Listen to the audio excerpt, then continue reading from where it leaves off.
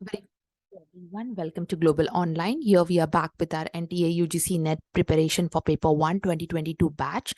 And today we have taken some practice MCQ questions for Paper 1, which will be consisting of some questions based on the unit and some current affair questions. So you will have an idea about exactly which type of current affair questions also you need to prepare for your Paper 1. So before we go ahead, let's quickly have an idea what does Global Online has to offer you for Paper 1. So first of all, we have a quick revision PDF for Paper 1, which will be consisting of 2000 plus MCQs, updated MCQs, current affairs, previous year question papers, and most repeated questions, which is available at a cost of $5.99. In order to get the access for same, you can get in touch with us with the given WhatsApp number for the same PDF. Apart from this, we also have a crash course for Paper 1 going on, which will be consisting of lectures, notes on all the topics, last 10-year questions, as well as test series, which you can download with the help of Global Online app, or you can also do it with the help of WhatsApp number. The fees for same is 3,500, but in case if you are taking the course right now, 30% off is going on. So the cost of this particular fees course is 2,450. In case if you're going on our app, you can with the help of with the help of Global Online, you can with the help of Google Play Store, you can download the Global Online app. This is the interface which you have to register yourself with the mobile number. You can see this type of interface once you register. Once you're purchasing the course, you will be getting an access to the content that is nothing but various units based on the syllabus, consisting of theory lectures, MCQ lectures, notes, mock test, and evaluation test. This is all for Paper 1. We also have Paper 2 notes and MCQs available. The subjects for Paper 2 are listed as given on the screen. We have added a new subject now that is called as philosophy. So any student or students who are looking for philosophy notes and MCQs, you can get in touch with us with the given WhatsApp number. The fees for same is 1,500. Right now on this also a 30% discount is going on. So this fee is this course is for rupees 1,050. So this is all about what we have and what we have to offer. So let's start now without wasting the time, the questions. And based on this, you can also prepare yourself for the current affairs, and at the same time you can be able to ensure that whatever preparation you're doing, it is up to the maximum level. So here comes the first question. All living things are made up of cells. Blue whale is a living being, therefore blue whale is made up of cells.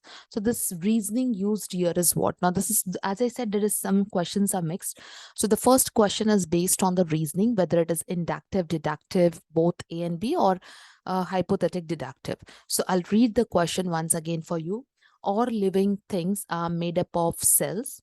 Blue whale is a living being. Therefore, blue whale is also made up of cells.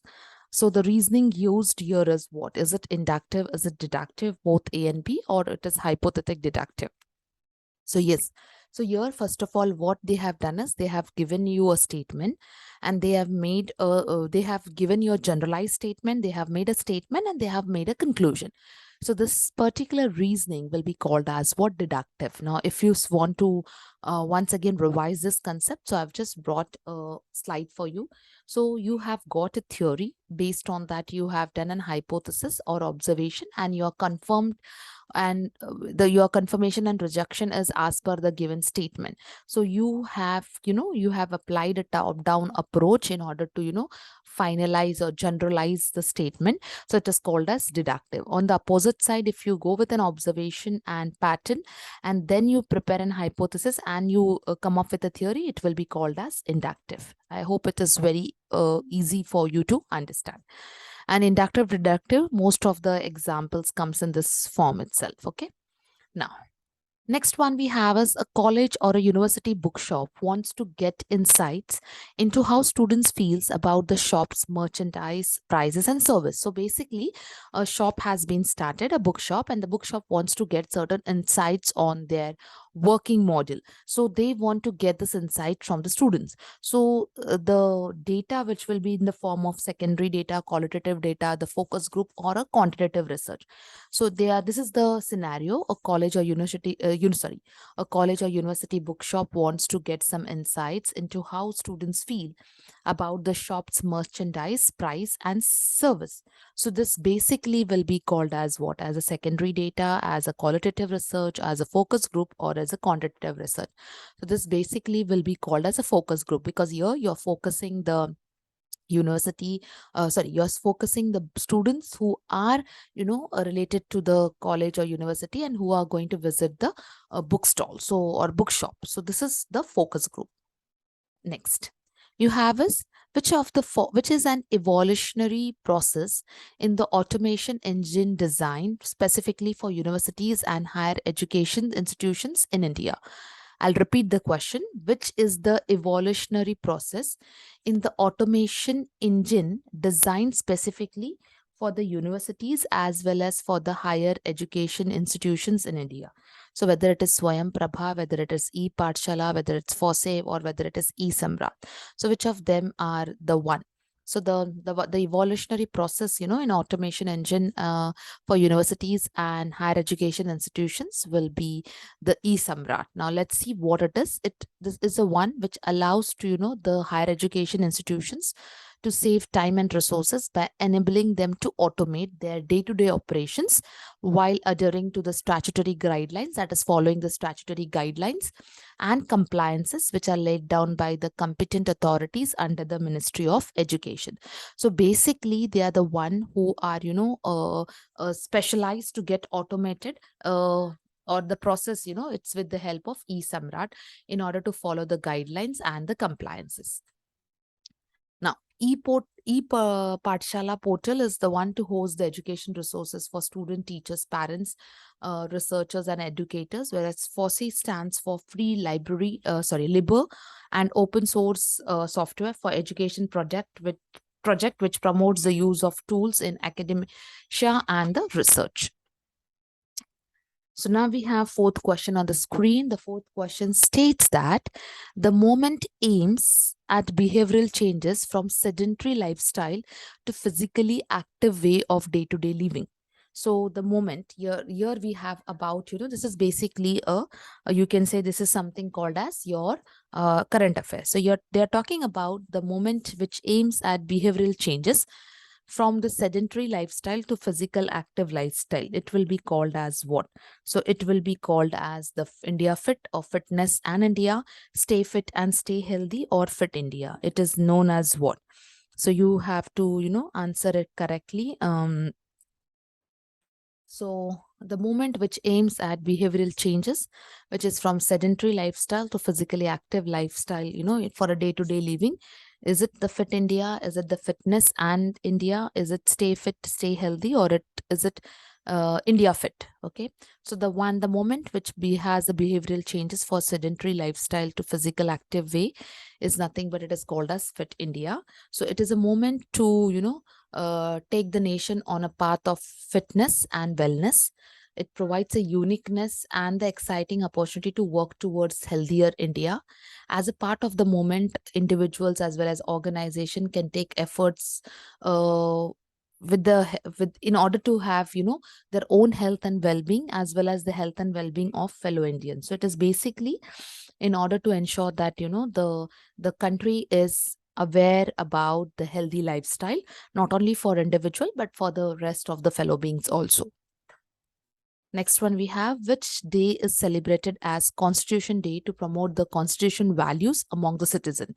So which day is observed or, it's promoted as the Constitution Day in order to observe the values among the citizens. So whether it is 15th November, whether it is 20th November, 26th November, or 30th November. So it is called as, it is celebrated as which day? So it is whether 15, 20, 26, or 30th. So the one which is celebrated as, the Constitution Day is 26th November. It is known as the Samvidhan Divas, celebrated in our country on 26th of November every year in order to mark the adoption of Constitution of India. Then we have is which scheme, new scheme of adult education has been approved for the implementation in the financial year 2021. It means we have a scheme which is basically for adult education. So which is that scheme which has started for adult education, and implementation is from 2021. So just keep in mind the year of implementation in case, they can ask you the year also. So whether it is whether it is Padna Likhna Abhiyan, whether it is Vyasak Sakshartha Abhiyan, whether it is Prod Shiksha Abhiyan, or whether it is Sakshartha Abhiyan. So the scheme which is basically for the adult education, so is called as the Padna Likhna Abhiyan. It is a new scheme basically approved for adult education and learners in order to make, to implement it from 2021 with the immediate effect. And it is basically for approved for the implementation of adult education. Next one we have is the scheme which ensures inclusive and equitable quality education from preschool to secondary stage in accordance with sustainable development goals for education. Now just listen to this very carefully. Though it is a current, it's a part of your current affair as well as your people development environment topic also. So which scheme ensures the inclusive and equitable quality education from the preschool, in fact, to senior stage in accordance with sustainable development for education? So whether it is Sarva Shiksha Abhiyan, whether it is Rashtriya Madhyamik Shiksha Abhiyan, whether it is teacher education or Samagra Shiksha. So the one which, marks for the one of the inclusive and equitable quality education for sustainable development goal is Samagra Shiksha. Okay, so Samagra Shiksha is a sector-wide development program which subsumes the basically, centrally sponsored scheme for Sarva Shiksha Abhiyan, Rashtriya Madhyamik Shiksha Abhiyan, and teachers education. The focus of this project or a scheme is to improvise the system level performance and schooling outcomes, which emphasizes on the combined scheme, which helps in improving the quality education. So the scheme is basically, for preschool, primary, upper primary, and secondary to senior secondary. And the vision of this is to, follow the equitable quality education from preschool to secondary stage in accordance to sustainable development goal. So this is basically with reference to what? With reference to sustainable development goals. Now we have the next question is, which survey aims to evaluate education system worldwide by testing the skills and knowledge of 15-year students who are nearing the end of their compulsory education? So now here they are saying that which survey aims to evaluate. Now your basically evaluation is for, education system worldwide by testing the skills and knowledge of 15-year-olds students who are nearing to the end of compulsory education. So is it assessment of youngsters, evaluative assessment, program for international student assessment, or international evaluation assessment program? So basically it is for whom? So it is basically for program for international student assessment. So it is basically, the scheme is called as, the one which evaluates this type of students. It is for the purpose of program for international student assessment. So this particular program is also called as PISA, that is Program for International Student Assessment, is a triennial international survey which aims to evaluate education system worldwide by testing the skills and knowledge of 15-year-old students who are nearing to the end of their compulsory education. So PISA assesses how well they can apply what they learn in the school to the real situations. Over 90 countries have participated in such a program and initiative, which started in the year 2000. Every 3 years, students are tested in the subjects such as reading, mathematics, and science. Next, we have PRABAN stands for what? So we have an acronym given, PRABAN, whether it is project appraisal, budgeting, achievement, data handling, performance appraisal, budgeting, data handling, project appraisal, budgeting, data handling, or, it is project appraisal, budgeting, achievement, and data handling. So it is standing for what? They will see such questions, they can confuse you where you feel it's one and the same. So you should know such questions very well. So it is project appraisal, budgeting, achievements, and data handling system. So whether it is project appraisal, budget assessments, or data handling, what exactly it is. Okay. Yes. So it is sorry, the last one was performance appraisal. It's repeated, two options are repeated, but it is basically project appraisal, budget achievement, and data handling system. Now what is this? Basically project appraisal, budgeting, achievements, and data handling system. It's a significant step towards the technology to enhance the efficiency and to manage the implementation of new launch scheme, which is basically, for school education, that is for Samagra Shiksha. So just remember this, these things are very like hidden form. So it can definitely, be in any part, any form they can come as in question for you people. Okay. Next one we have is the next question. I hope everyone is clear with this. The next question is an initiative by Ministry of Education, or that is Government of India, with an aim to strengthen schools through community and private sector involvement in the schools across the country. So we have an initiative by Ministry of Education, Government of India, with an aim to strengthen schools through community and private sector involvement in the schools across the country. So whether it is national education, the initiative is national education, national digital education, Samagra Shiksha, or it is that is Vidyanjali. Okay, what it is. I'll repeat it once again. Initiative by ministry in order to strengthen the schools through community and private sector involvement. What is the initiative known as? National Education, National Digital Education, Samagra Shiksha, or Vidyanjali? So this initiative by Ministry of Education is none other than known as Vidyanjali. So let's understand now what is this Vidyanjali is about. So basically the Vidyanjali is an initiative which is taken by Ministry of Education, Government of India, to strengthen the schools through community and private sector involvement across the country. So this initiative would connect schools across, with various volunteers from the India. That is the young professionals, the retired teachers, the retired government officials, the retired professionals, and many others. It is an amalgamation of two meanings, words. Vidya, that is correct knowledge or clarity, and Anjali, that is offering by both hands, which is in Sanskrit. So Vidyanjali has two verticals: participate in the school service or activity, and asset material equipment, in which volunteers can support and strengthen the Government of India and the government aided schools. So basically this is an initiative in order to ensure there is an involvement of, private sectors in the schools across the country. Then we have which state has scored the highest performance grading index. So the state which has scored the highest performance grading index, whether it is Punjab, Maharashtra, Madhya Pradesh, Gujarat.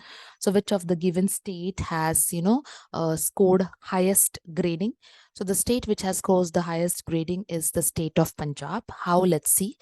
So performance grading index is basically a tool to provide insights on the status of school education in the states, including, key levers that drive their performance and critical areas for improvement. So the states are this. So this latest is 1920. 2022, I'll just see once and I'll come with 2022 also. But the state with highest performance index is Punjab. I'll just keep a tab on the 2022 status. I'll immediately include in the next class if it is available. Okay. So what is this performance? The total category of performance getting index is 1,000, which is for learning outcomes and quality, access, infrastructure, equity, and governance process. So this totally, it comes to 1,000. This may not be a part of a question. It's very deep, but at least which state gets highest ranking, that you should be aware of. Fine. Next we have is, what is the new name for midday meal schemes? Now the midday meal schemes has been renamed. So what is the new name for that? That is called as PM midday meal, whether it is called as PM Poshan, whether it is called as PM Bhojan, or whether it is called as PM Ahar. So what is the new name for midday meal? Whether it is midday meal, PM midday meal, PM Poshan, PM Bhojan, or PM Ahar. So it is called as PM Poshan. New midday meal is nothing but it is called as PM Poshan. So the National Midday Meal Scheme has been renamed as PM Poshan Scheme. Involvement of farmers, producer organization and women's self-help group in implementation of the schemes are, with following features, mentioned features. So PM Poshan in school will provide hot cooked meal to the students of elementary classes in government and government aided schools across the country. It will also cover students of Balvatikas or pre-primary classes. Okay. Then we have, okay, now this is like the questions which are very common. Nowadays, they are not seen, but still I have taken 2 questions for your practice. So if blue is called as green, if green is called as yellow, yellow is called as red, red is called as brown, and brown is called as pink. So what is the color of blood? So blood is red, but red is called as what? Red is called as brown, and brown is called as pink. So now how you will answer? I'll give you 1 minute time to read the question again if the students felt that I have read it very, very fast. If blue is called green, green is called yellow, yellow is called red, red is called brown, and brown is called pink. So what is the color of blood? Is it red, brown, pink, or yellow? So such type of questions are being seen. So you can answer me. I'll wait for this same.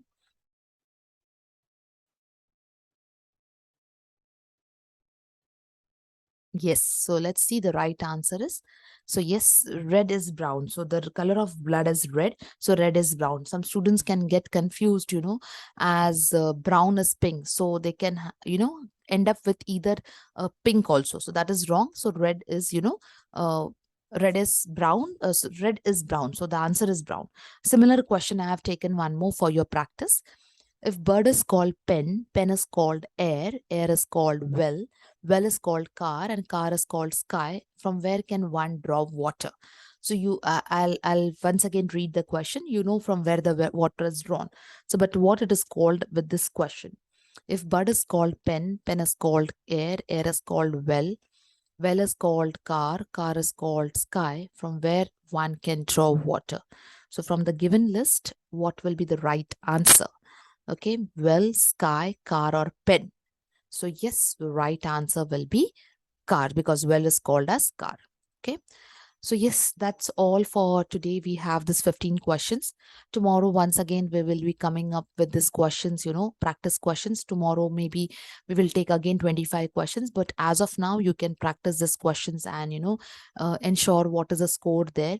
So it will help us to come up with more questions for your preparation and do best for you, so that it helps you in getting up, nearer to your score and doing well and cracking your examination for UGC NET. Thank you, everyone.